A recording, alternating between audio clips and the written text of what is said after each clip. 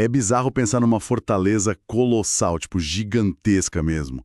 E 4 das maiores superpotências do mundo se reúnem e concordam em ficar rodando seus guardas militares a cada mês. Uhum. Tudo isso só para patrulhar os muros dessa estrutura.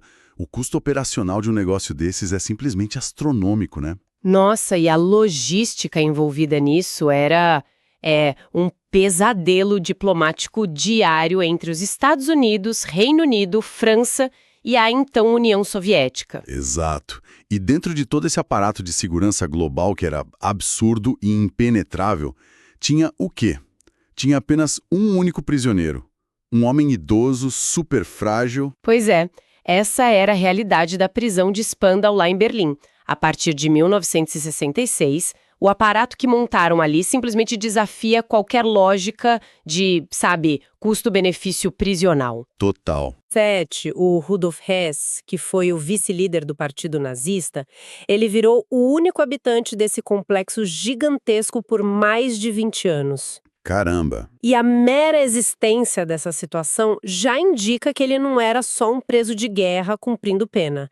Ele era, tipo, um cofre humano. E o que estava trancado dentro dele justificava toda essa tensão paranoica de 4 nações com botões nucleares à disposição. É um nível de paranoia surreal. E o nosso objetivo nessa imersão profunda de hoje é focar isoladamente no que o autor Joseph P. Farrell chama de a bagunça de Hess. Isso, a famosa Hess Mess. Exatamente. Mais especificamente, a gente vai focar na parte 1 dessa teia histórica toda. Vamos investigar as anomalias sobre o último dia desse prisioneiro.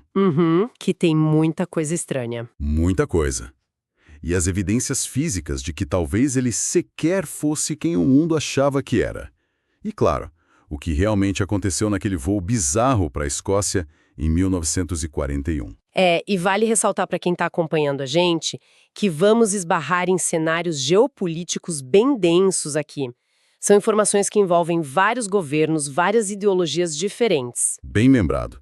A nossa abordagem aqui é puramente analítica, a gente vai ser estritamente imparcial, focando só em dissecar a mecânica dos eventos relatados nas fontes de pesquisa. Sim, sem tomar partido algum. Isso aí, sem endossar visões de lado A ou lado B. Mas então, qual é o melhor lugar para a gente começar a desenrolar esse fio? Olha, o melhor ponto de partida para desembaraçar essa teia é, ironicamente, o fim dela. A gente precisa olhar para 17 de agosto de 1987. O dia em que ele morreu. Isso, a narrativa oficial que foi entregue para a imprensa e para os livros de história é surpreendentemente simples. Eles disseram que o Rudolf Hess, aos 93 anos de idade, cometeu suicídio na casa de jardim lá da prisão de Spandau. Usando um fio elétrico para se enforcar, né? Exato, usando um fio de extensão elétrica. Certo. Então vamos desempacotar isso, porque quando a gente tenta visualizar a mecânica desse suposto suicídio, a matemática física simplesmente não fecha. Não fecha mesmo. Nós estamos falando de um homem de 93 anos. De acordo com as fontes, a própria família e a equipe médica apontavam que ele mal tinha autonomia motora básica. Ele era muito debilitado. Como esperar que alguém com atrofia muscular e tendinite crônica consiga executar um truque complexo de ilusionismo, algo que exige muita força e destreza? Como um idoso nessas condições amarra um nó firme usando um cabo elétrico rígido e consegue se suspender? A resposta curta é que fisicamente ele não conseguiria. Os registros médicos mostram que a artrite nas mãos do prisioneiro número 7 era severa demais. Sério? A que ponto? Ao ponto de que ele não conseguia sequer amarrar os próprios sapatos. E ele tinha dificuldades imensas para levantar os braços acima da altura dos ombros. Caramba, e para se enforcar, você precisa esticar os braços para cima, fazer força. Pois é, e quando a gente olha para os relatos das pessoas que chegaram primeiro à cena, o cenário relatado destrói completamente essa tese de suicídio por asfixia auto-infligida. Tem o relato do enfermeiro, não tem? Sim, o enfermeiro pessoal dele, o Abdallah Malawi, ele deu um testemunho muito contundente depois. O Malawi encontrou o fio elétrico ainda conectado à tomada na parede. Peraí, conectado na tomada? Conectado na tomada. o que tira completamente o sentido mecânico de um enforcamento onde a pessoa, sabe, se joga ou usa a gravidade de forma suspensa. Isso é absurdo. E ele relata mais anomalias na cena, não é? Coisas que indicam que o ambiente estava muito longe de ser aquela cena tranquila de um idoso desistindo da vida. Muito longe. O Malawi notou na hora a presença de 2 homens desconhecidos no local. Homens que não deviam estar lá. Exato. Eles usavam uniformes militares americanos, mas as roupas pareciam tipo mal ajustadas, eram grandes demais ou pareciam estar estourando nas costuras, sabe? Quase como se fossem disfarces que eles vestiram correndo. Exatamente essa impressão. E além disso, o guarda americano que deveria estar vigiando a área, o Tony Jordan, ele estava suando profusamente e estava sem a gravata do uniforme. Nossa, e numa prisão militarizada, sim, isso é grave. É uma violação gravíssima do protocolo de vestimenta militar. Estar sem gravata e suando daquele jeito numa prisão administrada pelas 4 superpotências indica que algum esforço físico muito intenso acabou de acontecer ali. Ou uma luta corporal, né? Uma luta, com certeza. Aí tem também o fator médico, que geralmente é o que sela a versão oficial de qualquer evento desse tipo, a autópsia. A famosa Batalha dos Laudos. Isso, porque as autoridades britânicas correram para chancelar a tese de suicídio, só que a família não engoliu essa história de jeito nenhum. Não mesmo. O patologista oficial britânico, o Dr. J.M. Cameron, ele emitiu um laudo apoiando 100% a narrativa oficial do enforcamento. Mas aí o filho do Hess entrou na jogada. Sim, o Wolf Rudiger exigiu uma segunda autópsia independente, e essa foi conduzida por um médico particular, o Dr. Span. E as descobertas desse Dr. Span, olha, contam a história de um assassinato direto. Como assim? O que ele encontrou de diferente no pescoço? Então, pensa na biomecânica de um enforcamento real.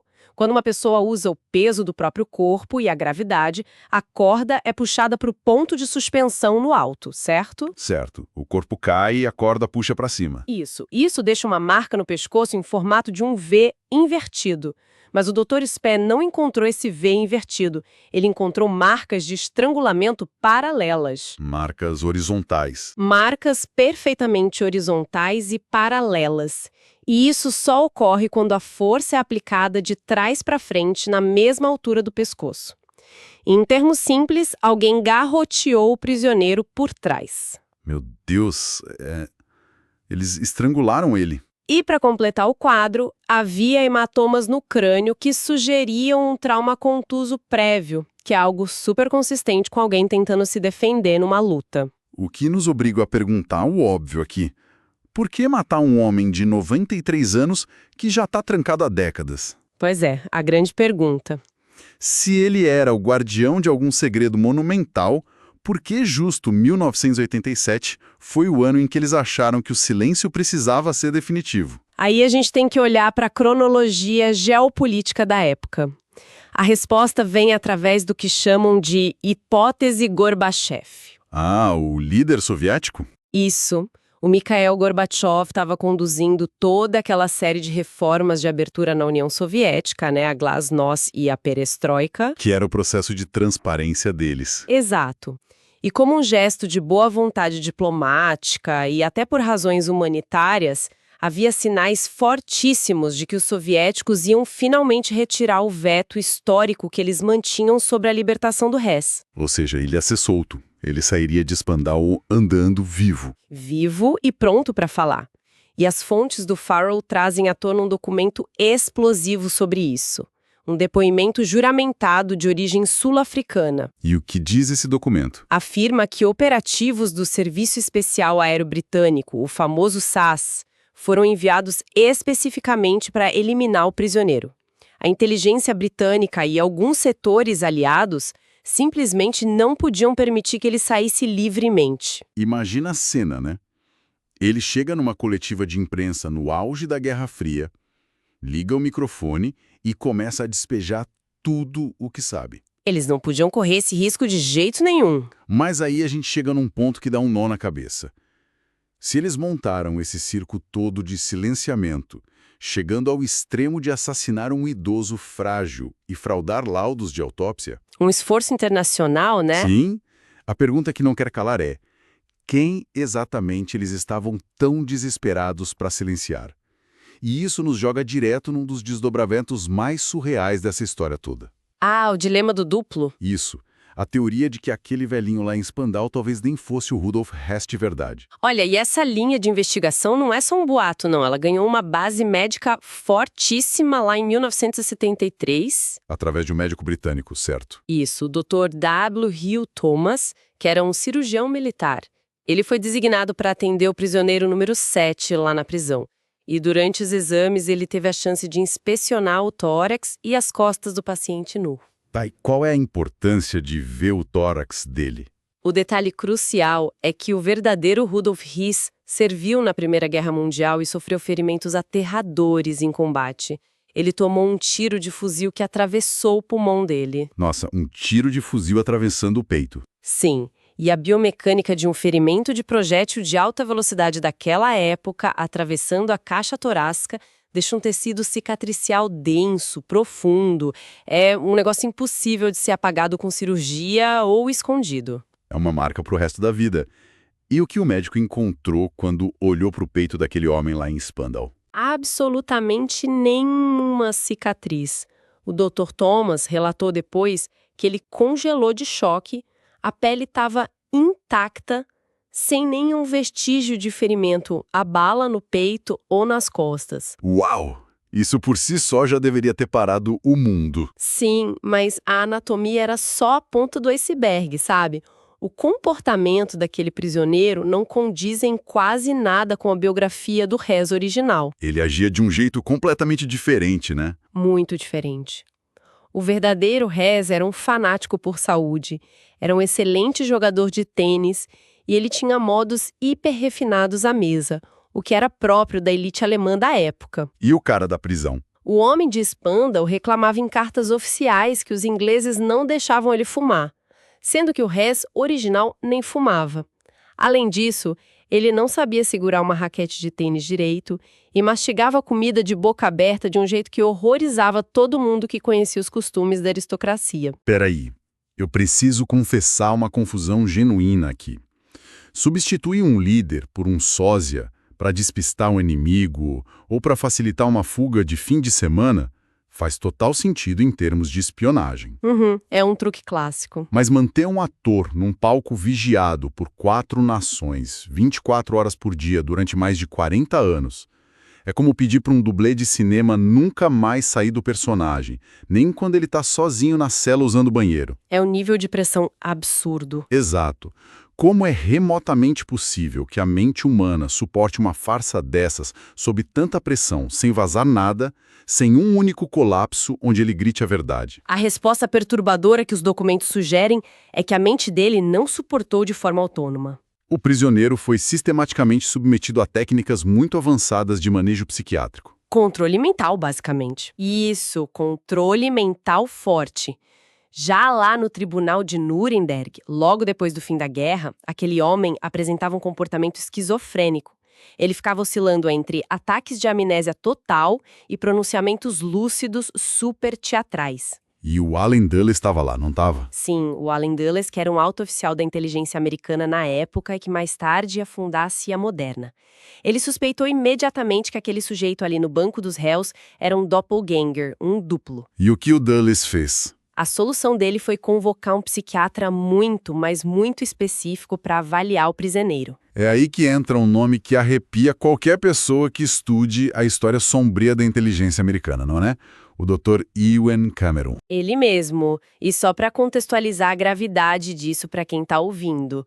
O Dr. Ewen Cameron se tornaria, na década seguinte, uma das figuras centrais e mais obscuras do infame projeto MKUltra da CIA. O projeto focado em tortura psicológica? Exatamente. O Ewen Cameron liderava pesquisas ilegais de apagamento de memória, reprogramação mental, uso de drogas. Então, a presença dele ali perto do prisioneiro em Nuremberg não é um detalhe acidental na história. De forma alguma.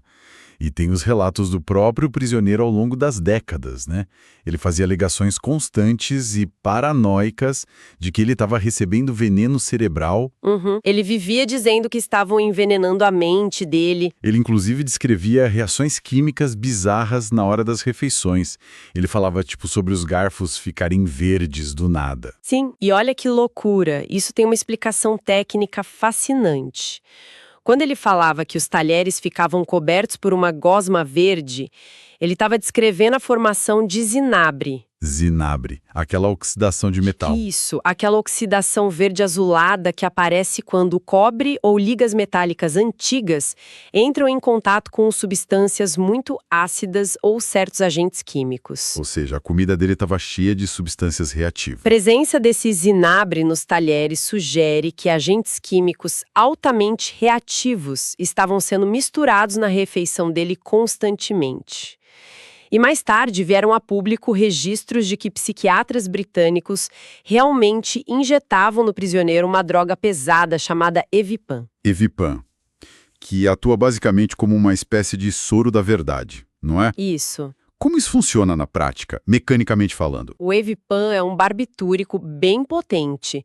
Em doses controladas, ele deprime o sistema nervoso central o suficiente para abaixar todas as defesas inibitórias do córtex pré-frontal do cérebro. O córtex pré-frontal é a área que a gente usa para pensar e raciocinar? Exato.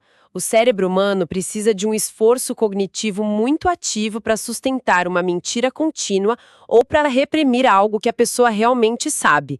O Evipan desliga esse mecanismo de esforço. E qual era a desculpa oficial para darem isso para ele? Historicamente, a desculpa para usar isso no RES era ajudar o paciente a recuperar memórias por causa daquela amnésia dele. Mas, se a gente adotar a perspectiva de que era um sósia aí, o uso de um inibidor cognitivo como o Evipan ganhou um contorno muito mais sombrio, né? Muito mais sombrio. Eles não estavam tentando curar a amnésia de paciente nenhum. Eles estavam fazendo testes de estresse químico.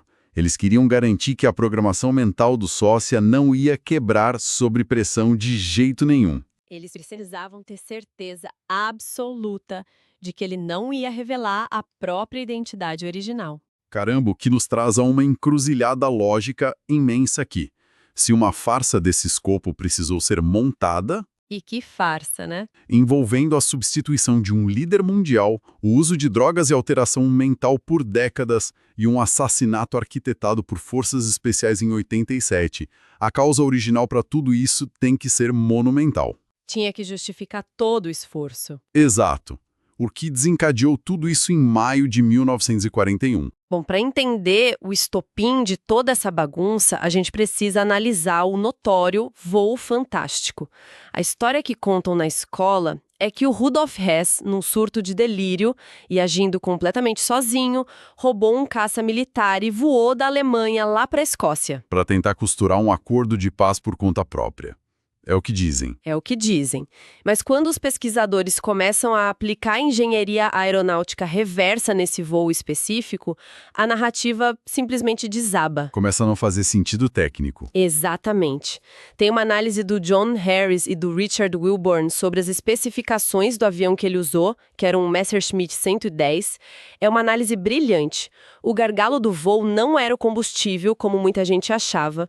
O grande problema mecânico era o óleo do motor. O óleo do motor. Mas por que o óleo era uma sentença de morte para esse voo até a Escócia? É que os motores Daimler-Benz desse modelo específico de caça geravam um calor infernal. O óleo não era usado apenas para a lubrificação das engrenagens.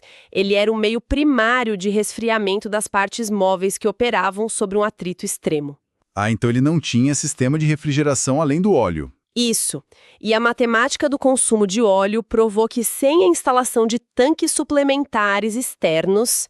E os destroços na Escócia provaram que o avião não tinha esses tanques extras, né? Não tinha nenhum tanque suplementar.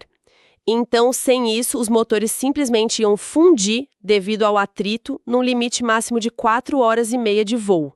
O metal ia derreter e o motor ia travar no ar. E a distância é maior que isso. Sim, o problema é que a distância e o tempo necessários para voar da base de Augsburg, lá na Alemanha, até aquele ponto de queda na Escócia, superavam amplamente essa janela de sobrevivência mecânica do motor. Ou seja, pelas leis da termodinâmica e da engenharia aeronáutica básica, o avião não poderia fazer o trajeto direto de forma alguma. Era fisicamente impossível ele chegar lá num voo solo.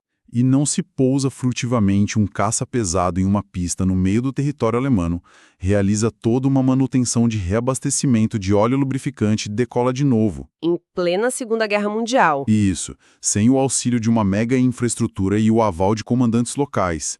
Ele não estava roubando um avião sozinho. Ele tinha que ter um suporte absurdo no solo. Tinha, com certeza. E, além disso, a própria rota que o radar britânico rastreou não faz o menor sentido para um voo que deveria ser direto e furtivo. É aquele padrão bizarro no céu, né? Sim, o trajeto mostra um zigue-zague totalmente ilógico sobre o Mar do Norte. Os estrategistas chamam essa manobra de o retângulo. Ele literalmente ficou voando em formas geométricas. Ele perdeu horas preciosas e queimou aquele óleo vital desenhando essa forma no ar. E, taticamente, isso só indica uma coisa. Ele estava procurando um sinal de rádio ou um farol visual para se orientar, ou estava lá aguardando uma escolta. Até que o motor e o combustível cederam e ele saltou. Isso, quando tudo apagou, ele teve que saltar de paraquedas na Escócia. Aí ele é capturado por fazendeiros locais e pela Guarda Nacional Britânica, e ele tenta usar um nome falso num primeiro momento. Captou Alfred Horn, se não me engano. Ele mesmo. Mas, curiosamente, logo em seguida, de forma muito incisiva, ele exige ser levado à presença do Duque de Hamilton. E as anomalias daquela noite só vão aumentando, né? Porque logo nas primeiras horas de detenção, em meio a todo aquele caos militar britânico tentando entender de onde aquele caça caiu, aparece do nada um oficial polonês. O Roman Batalha. Isso, o Roman Batalha. E ele simplesmente entra na sala e começa a interrogar o prisioneiro em alemão.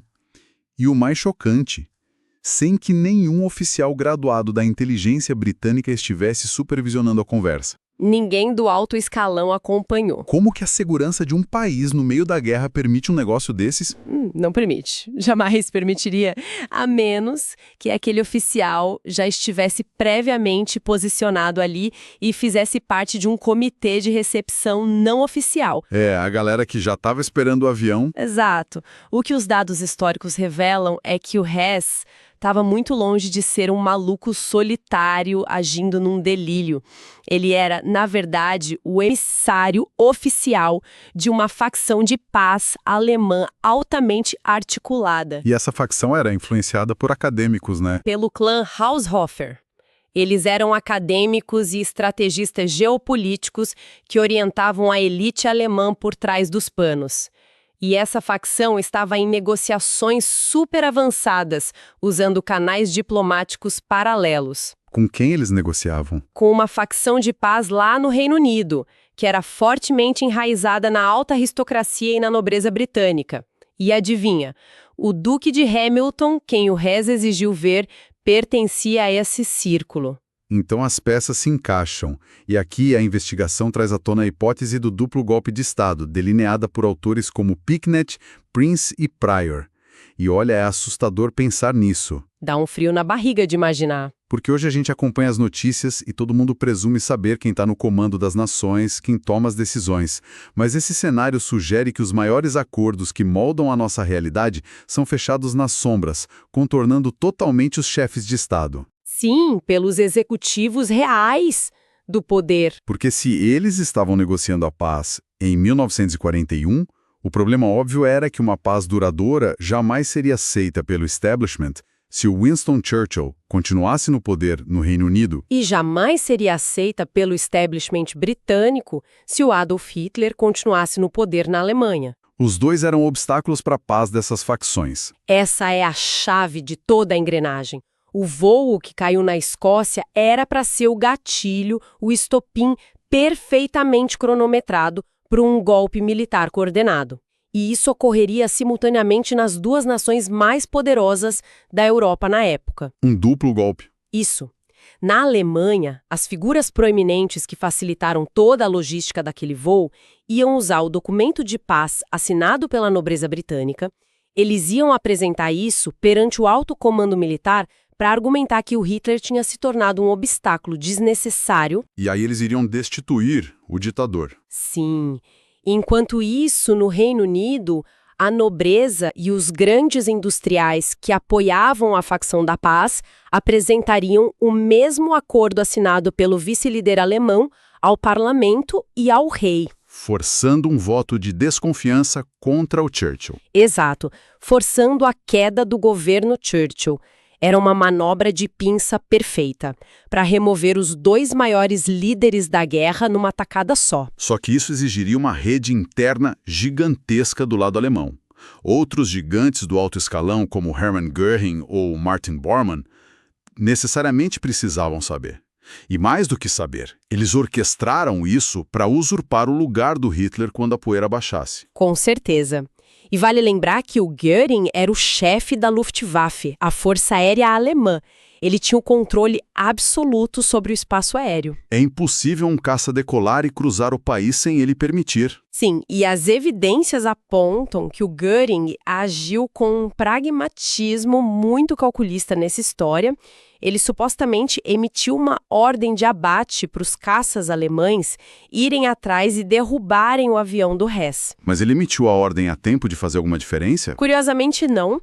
Ele só deu a ordem de abate quando os radares mostraram que o avião do Hess já estava muito, mas muito, fora do alcance operacional dos caças de perseguição. Que conveniente, né? Super. Dessa forma, se o golpe falhasse, o Göring tinha um álibi perfeito impresso lá em ordens oficiais para mostrar para o Hitler e dizer, sabe, olha, eu tentei deter o traidor, eu mandei abater. Ele estava jogando dos dois lados e se protegendo. Só que o grande colapso do plano ocorreu na própria aterrissagem, não é? Foi o detalhe que arruinou tudo. Ao perder o sinal, o avião cai fora das coordenadas exatas, e o Hess acabou sendo interceptado por aqueles patrulheiros comuns da Guarda Nacional. Ao invés de ser recebido pelo comitê de aristocratas que ia esconder ele e acionar a rede política na surdina. E o Churchill, sendo muito mais rápido politicamente, pegou o cara. Ele isolou o prisioneiro no mesmo instante, impôs um segredo de Estado brutal e a máquina de propaganda britânica imediatamente rotulou o Hess de louco. E do lado alemão, os conspiradores correram para salvar as próprias peles, né? Eles adotaram exatamente o mesmo discurso para não serem descobertos. Foi conveniente para os dois governos. De uma hora para outra, as duas nações que estavam no auge de uma guerra sangrenta declararam juntas em harmonia que aquele voo foi só o delírio de um homem doente. É fantástico como o poder se autopreserva. O que nos traz de volta a estaca zero, mas agora com um panorama muito, muito mais sombrio. É verdade. Porque a gente começou avaliando a impossibilidade biomecânica de um homem idoso de 93 anos, cheio de artrite, conseguir se enforcar com um fio grosso numa das prisões mais vigiadas do planeta. Aí passamos pelos exames médicos em 1973, que não encontraram aquelas cicatrizes de guerra obrigatórias no peito dele. E pelos métodos brutais de repressão química com substâncias como o Evipan, que era só para manter a farsa da identidade desse homem por décadas lá em Spandau. E tudo isso para abafar as ramificações de um voo em 41, cujo verdadeiro propósito era decapitar a liderança dos dois governos, o britânico e o alemão, de uma vez só. É um estudo de caso muito brutal sobre os mecanismos reais do poder. A bagunça de Hess ilustra perfeitamente como a arquitetura da história que a gente consome pode ser inteiramente manufaturada por necessidades de Estado. As forças armadas daquelas 4 superpotências só mantiveram a ilusão de Spandau viva com custos absurdos, não porque eles odiavam o velhinho que estava lá dentro. Eles mantiveram a ilusão porque eles temiam o que a verdade faria, não é? O que a verdade sobre o voo de maio de 1941 causaria na instabilidade da geopolítica e naquela narrativa heróica que foi construída no pós-guerra. Exato. Se o mundo soubesse, a versão oficial da guerra desmoronaria. E para encerrar, eu quero propor uma última reflexão com base nas nossas fontes. O plano de paz desse duplo golpe de Estado não tratava apenas de remapear fronteiras ali dentro da Europa. O buraco é bem mais embaixo. Muito mais embaixo. Os documentos sugerem que havia ali diretrizes muito claras para uma resolução radical que aconteceria antes que a máquina do Holocausto atingisse a sua fase final de extermínio industrial. E o que o plano previa? Esse plano secreto englobava acordos logísticos gigantescos para a transferência de populações judaicas. O objetivo era estabelecer uma pátria oficial para os judeus lá na Palestina. E isso de forma oficial coordenada por eles. Nossa. Algo que, estranhamente, parecia ecoar umas previsões bem enigmáticas que tinham sido feitas décadas antes por figuras do sionismo primitivo, tipo o Max Nordau. O Max Nordau já falava sobre isso muito antes, né? E isso expande o escopo dessa história para um nível que é quase inimaginável de processar hoje. Pensa só nas implicações disso.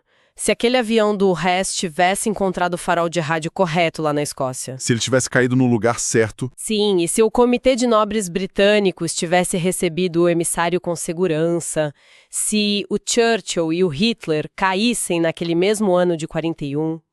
E se esse plano de transferência populacional e fundação estatal entrasse em vigor anos e anos antes da criação oficial do Estado de Israel pela ONU?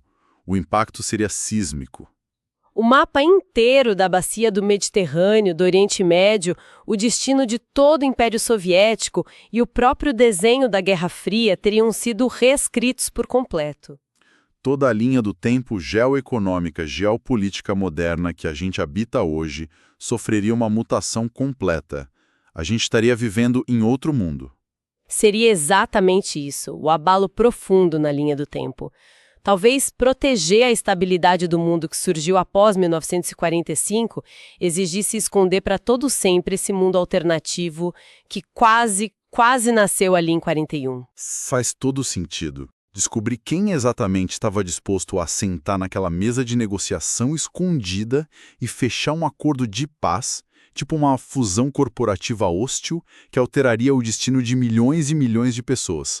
Esse é o peso real daquele mistério. É assustador quando a gente pensa por esse lado. Quando o segredo carrega o poder de deslegitimar a própria história que alicerça o nosso mundo moderno, o silêncio não tem preço nenhum. Vale qualquer coisa. E é por isso que, por décadas a fio, eles mantiveram exércitos de superpotências montando guarda em torno de um único cofre que respirava, um único senhor de idade numa prisão de 600 celas. Deixamos essa reflexão para todo mundo que gosta de investigar fundo a história não contada. A gente se vê, ou melhor, se escuta, na próxima imersão profunda. Bom, em 1946, logo um ano depois do fim da Segunda Guerra Mundial, o mundo inteiro estava financeiramente quebrado, né? Completamente exausto. Exato. Exausto militarmente, tentando reconstruir cidades em ruínas. E foi nesse exato momento que o governo dos Estados Unidos decidiu, reunir uma força impressionante. Uma força enorme. Sim, um porta-aviões gigantesco, um submarino, dezenas de aeronaves e mais de 4.000 homens fortemente armados. Nossa! E o destino dessa armada toda? O único continente da Terra com 0 habitantes humanos, a Antártida. O que parece loucura, né? Total. O motivo oficial que deram era testar equipamentos no frio. Mas as fontes que a gente vai analisar hoje sugerem algo muito mais sombrio, sabe? Com certeza. Sugerem que eles não estavam lá para lutar contra o clima, né, mas sim para caçar um segredo enterrado no gelo por um emissário nazista anos antes. E é exatamente isso que nos traz para o núcleo do nosso mergulho de hoje. O foco hoje é uma seção muito específica que foi apelidada de O Problema do Pinguim, do livro Hess and the Penguins, do pesquisador Joseph P. Farrell. Um título curioso, aliás. Muito. E, bom, para deixar as regras do jogo bem claras desde já para quem está ouvindo, a autora, ou melhor, o autor, constrói a tese dele focando estritamente em anomalias diplomáticas, dados geopolíticos e movimentações militares reais. Ou seja, quem espera aquelas histórias sobre discos voadores nazistas ou bases alienígenas secretas debaixo das geleiras vai ter que procurar em outro lugar. Exato. Não tem nada de ficção científica aqui. Eu tô focada 100% nos documentos. A nossa missão hoje é olhar para os navios de guerra, para os tratados e para as mortes inexplicáveis, né? E o motivo pelo qual isso é tão fascinante para a nossa audiência é que a história real, aquela que define mesmo onde as fronteiras começam e terminam, ela quase nunca é feita às claras. Uhum, ela é feita nas sombras. Exato. E entender esse caso é a prova definitiva de que o xadrez geopolítico global tem peças e tabuleiros inteiros que nunca chegam perto dos livros escolares. Perfeito. Ok, vamos desvendar isso então. Para começar a juntar as peças, a gente precisa voltar o relógio para antes dos tiros começarem na Europa. Isso, 1938. É o que a Alemanha estava fazendo mapeando o gelo em 38. Então, essa é a peça fundacional de todo o quebra-cabeça, sabe? Nos anos de 38 e 39, a Alemanha lançou e financiou uma expedição de grande escala para a Antártida. Uma expedição gigante. Sim, e eles focaram numa região específica que acabaram batizando de Neuschwabenland, ou Nova Suábia. O comando dessa missão estava nas mãos do capitão Alfred Hitcher. E os motivos oficiais? Nos registros do Estado alemão, os propósitos dessa expedição eram puramente econômicos e científicos. O que soa meio estranho à primeira vista, né? Econômico no sentido de recursos naturais, porque até onde se sabe o comércio de blocos de gelo nunca foi muito lucrativo. Não era gelo. O alvo econômico imediato era, por incrível que pareça, óleo de baleia. Peraí, óleo de baleia? Pode parecer um detalhe menor hoje em dia, mas na década de 30, o óleo de baleia era o equivalente a um recurso de segurança nacional crítico, sabe? Caramba, sério? Sim, a indústria alemã precisava desesperadamente dessa matéria-prima para fabricar margarina e sabão, e isso garantia a alimentação e a higiene da população. Ah, faz sentido. Mas, acima de tudo, o óleo era processado para criar lubrificantes industriais e militares de altíssima performance. Ah, claro. A máquina de guerra. Exato. Essenciais para uma nação que estava secretamente reconstruindo suas forças armadas, né? Sem lubrificante, os tanques simplesmente não andam e as fábricas param. A logística de guerra começa muito antes do primeiro tiro. Com certeza. A Alemanha dependia de importação e queria uma fonte própria e inesgotável. Entendi. Mas a expedição não estava lá só com arpões, né? O material detalha um esforço insano de mapeamento aéreo também, não é isso? Sim, a famosa aerofotogrametria. O Hitcher levou hidroaviões Dornier Wall, que eram lançados por catapultas a vapor, a partir do navio principal. Catapultas a vapor, num navio no meio do gelo. Isso mesmo, eles voaram milhares de quilômetros sobre o interior desconhecido da Antártida, tirando fotografias de altíssima resolução de todo o terreno. Nossa. E aqui está o mecanismo de como se reivindicava território na época. Enquanto eles voavam, eles deixavam cair dardos de metal pesados com a suástica gravada. Sério? Dardos de metal? Aham. Cada dardo que fincava no gelo estabelecia pela lei internacional daquela época um marco de reivindicação territorial. Bom, isso já muda a figura de uma simples pescaria gigante para uma missão clara de expansão imperial, né? Totalmente. E fica ainda mais claro quando a gente olha para quem estava pagando a conta disso tudo. Porque expedições polares com catapultas a vapor e aviões não saem do orçamento de um Ministério da Pesca. Nem de longe. O arquiteto e o financiador principal por trás de tudo isso era o Hermann Göring. Uma figura de peso. Muito. Naquele momento, ele comandava o plano de 4 anos da Alemanha. A única função desse plano era preparar a economia do país para a guerra total. Certo. E a figura-chave que o Göring envia para organizar essa expedição não é um biólogo marinho. Ele nomeia o próprio conselheiro de Estado dele, o Helmut Voltet, como o plenipotenciário da missão. Só um parêntese aqui, para quem não está familiarizado com esse jargão governamental pesado. Claro. Um plenipotenciário é alguém que tem poder absoluto para agir em nome do chefe de Estado. É quase como uma auditoria agressiva antes de uma aquisição hostil de uma empresa corporativa gigantesca, Tá, sabe? uma ótima analogia. Você não manda o conselheiro econômico do alto escalão do governo cruzar o oceano com poder de veto só para ficar contando pinguim. Definitivamente não. Ele estava lá para avaliar ativos e garantir posse. Mas esse conselheiro, o Voltat, é a grande dobradiça dessa história toda, né? O autor destaca que ele teve um papel duplo bem crucial. Exatamente. O cruzamento de dados que o Firewall faz aqui é brilhante. Esse mesmo Helmut Voltat, que planejou a expedição na Antártida, reaparece poucos meses depois. Aonde? No verão de 39, caminhando por Londres. Mas agora ele está atuando como um emissário secreto de paz do Goering. Caranga, o mesmo cara. O mesmo cara. Ele estava realizando negociações intensas de bastidores com os representantes do governo britânico. A ideia era tentar evitar ou pelo menos adiar o conflito que estava iminente na Europa. Então a gente tem a mesma figura controlando a expansão no gelo e a diplomacia silenciosa ali na Europa. E a questão territorial na Antártida já era um problema diplomático fervente nessa época, né? Porque os alemães não eram os únicos de olho naquele pedaço de gelo. Longe disso, em janeiro de 39, dias antes de um navio alemão sequer chegar à costa antártica, o governo da Noruega emitiu uma resolução real. E eles se anteciparam. Sim, eles reivindicaram formalmente a exata mesma área de milhões de quilômetros quadrados e chamaram ela de Terra da Rainha Maud. E a Alemanha, claro, não deve ter gostado nada. Nada. A Alemanha contestou a reivindicação na hora, usando justamente os voos fotográficos e os dardos de metal como prova, né? Disseram que haviam explorado o interior do continente, algo que a Noruega não tinha feito. O que cria um impasse legal gigantesco entre duas nações europeias sobre um deserto congelado no outro lado do mundo. E qualquer tentativa de acordo de paz pré- ou pós-guerra entre a Alemanha e o resto da Europa teria que, obrigatoriamente, sentar e resolver quem ficava com o quê. Exatamente. Era uma peça no tabuleiro. O que nos leva, finalmente, ao título da obra que a gente está analisando.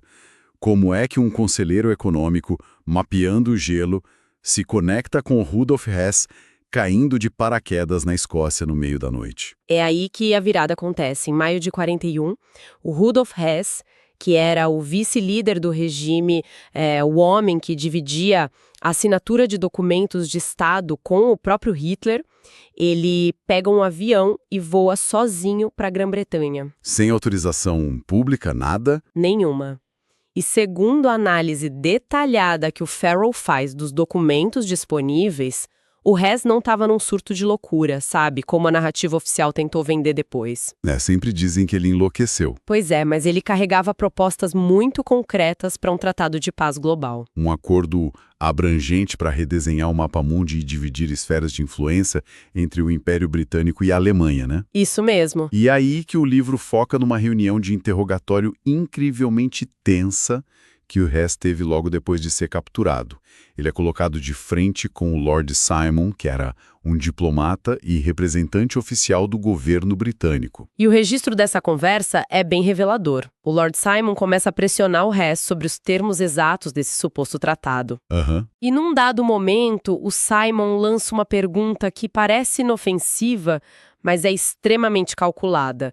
Ele questiona o Hess sobre como esse acordo de paz global trataria, e eu cito, países como a Noruega e a Grécia. E a resposta do Hess quebra completamente o clima da sala, né? Fiquei chocado lendo isso. Ele fica rígido e responde secamente. O Führer não se pronunciou. Nossa, uma recusa absoluta em entrar no tema. Absoluta, ele foge da pergunta. Peraí, deixa eu fazer o advogado do diabo rapidinho aqui. Claro, manda. A gente sabe que em 41 a Alemanha já tinha invadido e ocupado a verdadeira nação da Noruega na Europa, certo? Certo. Então a resposta do Hess não poderia simplesmente significar o óbvio. Tipo, que o Hitler ainda não tinha decidido o que fazer com a ocupação do país Noruega depois que a guerra acabasse. Por que o autor dá esse salto argumentativo de que isso tem a ver com a Antártida? Olha, é uma objeção super válida e é o que qualquer historiador clássico argumentaria. Pois é. Mas o livro constrói a defesa dele baseada no contexto diplomático da época e naquele histórico da disputa de 39. A disputa com a Noruega pelo gelo. Isso. O documento de paz que o Hess supostamente estava discutindo tinha versões tanto em inglês quanto em alemão e abordava a reorganização de impérios muito além da Europa. Ah, entendi. Então o Farrell argumenta que nos altos círculos das negociações secretas, a palavra Noruega funcionava tipo como uma taquigrafia diplomática, sabe? Um código. Um código para o litígio não resolvido sobre a terra da Rainha Maud, na Antártida, que a Noruega ainda reivindicava judicialmente contra a Alemanha. Faz sentido. Usar Noruega como código diplomático para um pedaço da Antártida Seria tipo como dois chefões da máfia falando numa escuta telefônica sobre, sei lá, a padaria. Vado que só as partes interessadas entendem a verdadeira magnitude. Exatamente essa tese. Porque se a Noruega europeia já estava militarmente dominada e não era mais um desafio imediato de soberania, a hesitação brutal do Hess mostra que o destino daquele continente congelado era um gargalo real nas negociações. O silêncio e a evasão dele demonstram que, seja por causa de recursos minerais recentes cobertos, posições militares estratégicas ou só pura arrogância territorial mesmo, aquele pedaço de gelo mapeado pela expedição do Volthats era um ativo de altíssimo valor. Tão alto que o Hess não tinha nem autoridade para barganhar sobre ele, sabe? Ou talvez houvesse um desacordo interno muito profundo no alto comando alemão sobre como usar isso na mesa de negociações. O que estabelece a Antártida como uma peça monumental no tabuleiro mundial de 41. Com certeza. Mas a gente sabe que a diplomacia secreta fracassou, né? A guerra continuou até 45 e os aliados saíram vitoriosos. Aham. E se essa terra inexplorada era assim tão vital, os Estados Unidos e a Grã-Bretanha certamente não iam deixar o continente em paz depois que a poeira baixasse lá na Europa. O que nos traz de volta para aquela armada americana insana em 46 que eu mencionei no começo do nosso papo. Exato. Essa é a Operação High Jump. No pós-guerra imediato, ali entre o final de 46 e o início de 47, o governo americano lança a maior mobilização militar da história com destino ao sul do planeta. Uma força assustadora. Sim, e a força-tarefa foi liderada pelo lendário explorador polar, o almirante Richard Byrd, e articulada no mais alto escalão político pelo secretário da Marinha dos Estados Unidos, o James Forrestal. Novamente, a justificativa oficial que eles deram para a imprensa e para o Congresso era de que precisavam testar roupas e motores em frio extremo. É, a velha desculpa do clima. Pois é, porque o medo de um conflito futuro no Ártico contra a União Soviética já estava começando a crescer, né? Mas vamos olhar para os números que o autor levanta, porque é bizarro. Vai lá. Um porta-aviões inteiro, o USS Philip C., submarinos de escolta, destroyers, esquadrões inteiros de aviões de reconhecimento, helicópteros e mais de 4.000 marinhos e fuzileiros navais. É muita coisa. Ninguém leva força equivalente para invadir uma pequena nação apenas para ver se o zíper da jaqueta nova congela em temperatura sub-zero. Não, de jeito nenhum. A disparidade entre a justificativa burocrática e a realidade material é muito gritante. E a análise profunda da Operação High Jump revela uma missão estruturada como uma verdadeira campanha militar. O próprio almirante Byrd, ele abandonou qualquer linguagem puramente científica nas declarações dele, sabe? Ele descreveu o movimento da força-tarefa como um, aspas, cerco de conquista. Circo de conquista. Sim, e ele organizou a frota num ataque em 3 frentes, dividindo os navios em grupo central, leste e oeste, para abraçar o continente inteiro. Cerco de conquista contra quem, sabe? Esse é o ponto que quebra a cabeça de qualquer pessoa lógica. É um deserto de gelo habitado por aves marinhas. Exato. Não faz o menor sentido usar uma formação de invasão militar, a menos que houvesse uma percepção clara de ameaça, ou uma pressa aterradora para chegar primeiro num local específico e garantir algo fisicamente. É aí que o autor traça os paralelos incômodos entre a missão americana de 46 e a missão alemã de 38. O nível de apoio governamental era idêntico. O Forrestal operava com o peso do Estado americano, assim como o Göring tinha feito do lado alemão. Sim, os figurões estavam no comando. E as táticas também convergiam. A Operação High Jump se baseou pesadamente naquela aerofotogrametria massiva que a gente comentou, tentando cobrir cada fresta da costa e do interior. Entendi. Mas tem um detalhe operacional curioso aí. Nos mapas iniciais de rotas de voo da Armada Americana, eles primeiramente estabeleceram bases e voos ao redor do resto do continente.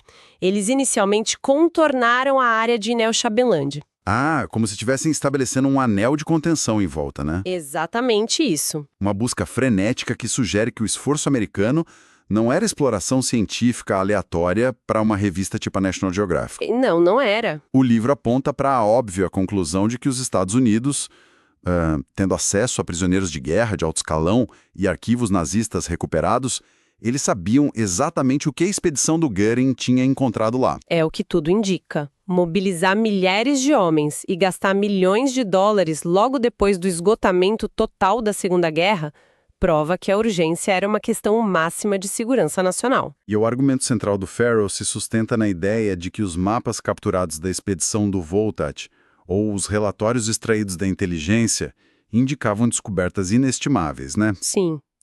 E ele pontua que a verdadeira natureza do que foi encontrado lá, seja um recurso estratégico, revolucionário ou bases de operações residuais, tudo isso foi classificado no nível mais extremo de sigilo pelos governos aliados.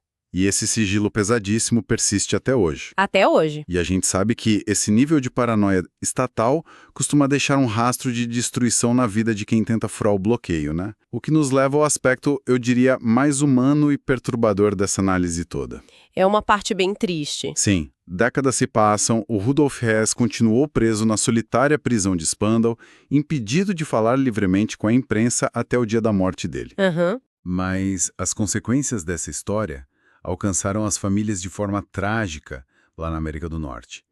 O livro traz à tona um evento bizarro e sombrio no final dos anos 80, envolvendo o filho do almirante Byrd. É um desfecho que o Farrell usa justamente para demonstrar o peso do silenciamento em torno do que aconteceu na Antártida, sabe? Conta mais sobre isso. Então, o almirante Richard Byrd levou o filho dele, o Richard E. Byrd Jr., na expedição de 46. O filho estava lá. Tava. O rapaz testemunhou de perto a Operação High Jump e as dinâmicas desse tal ataque em 3 frentes do pai dele. Aí a gente avança no tempo para outubro de 88. O Byrd Jr., que agora era um homem de 68 anos, herdeiro de uma família de enorme prestígio, com formação em Harvard e tudo mais, ele desaparece. E como ele é encontrado depois? As circunstâncias não podiam ser mais chocantes. Ele foi encontrado morto, num armazém vazio e completamente escuro na cidade de Baltimore. Nossa! E o laudo apontou que ele estava severamente emaciado, sofrendo de desnutrição crônica e desidratação aguda. Meu Deus! Pois é. E ele vestia roupas sujas e rasgadas, aparentando ser um indigente vivendo nas ruas há meses. A matemática dessa situação não fecha de jeito nenhum. O indivíduo idoso, sim, mas com acesso a vastos recursos financeiros, família estruturada, conexões pesadas em Washington, ele simplesmente não morre de fome num galpão escuro do dia para a noite de forma acidental. Não mesmo. E o fator temporal que o livro destaca torna a coisa toda ainda mais sinistra. Ele não estava só de passagem por Baltimore a passeio, né? Ele tinha um compromisso importante. Sim, esse é o detalhe fundamental que âncora as suspeitas de apagamento de testemunhas. A agenda do Byrd Jr. estava cheia. Ele estava a caminho de Washington para comparecer a um grande evento organizado pela National Geographic Society. Olha isso. O propósito do evento era homenagear publicamente o legado polar do pai dele, e o Byrd Jr. estava programado para subir ao palco e discursar. Ou seja, ele ia falar. Exato.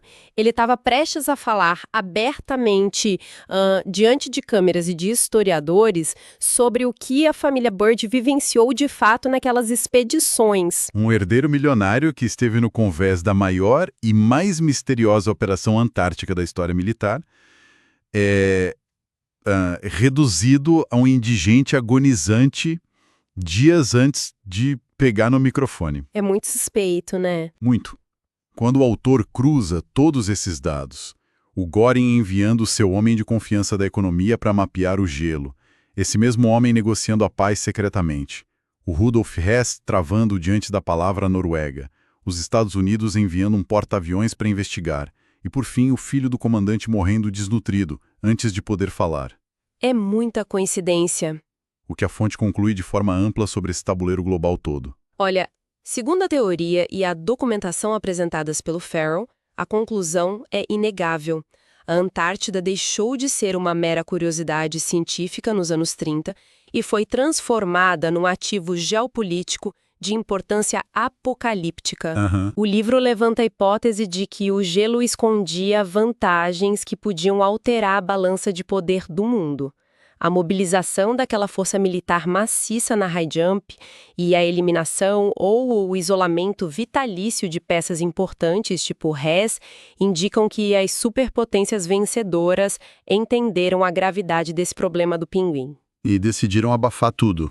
Exato. Eles decidiram enterrar a verdade sobre um acordo tácito de segredo absoluto, mantendo a narrativa pública focada apenas no clima polar e na ciência, sabe? É de explodir a cabeça pensar como a historiografia oficial embala tudo em compartimentos isolados, né? Muito. A gente aprende sobre o Hess numa aula de História da Guerra, a gente estuda sobre a Noruega numa aula de Geografia, e a Antártida é vista só naqueles documentários de vida selvagem na TV. Pois é. Pinguins e gelo. Mas o valor real dessa análise profunda que o autor nos convida a fazer é mostrar que as linhas do mapa estão todas conectadas pelas mesmas mãos e pelos mesmos interesses brutais, né? Exatamente. E prova que enquanto o mundo inteiro estava focado no banho de sangue das frentes europeias e do Pacífico, a verdadeira elite do planejamento de longo prazo dos estados, Pessoas do nível do Volthetz, do Forrestal, do Hess. essa galera já estava jogando 3 passos à frente. Eles sabiam que a soberania pós-guerra não ia ser decidida só nas capitais da Europa,